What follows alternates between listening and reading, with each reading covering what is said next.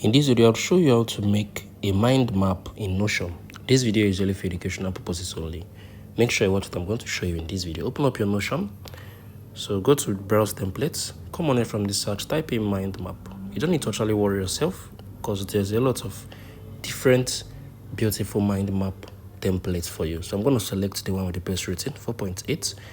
So this is it. So if you tap on this use templates, you can be able to use it.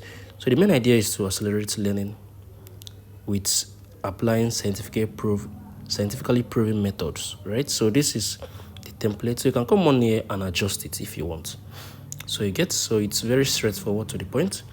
So this is how I can be able to do. So if you find this video helpful, please make sure you like, share, and subscribe. There's still lots of other templates for you can be able to use as well. So from personal goals, from activities, from planner, a whole lot of it. I'll see you in the next one.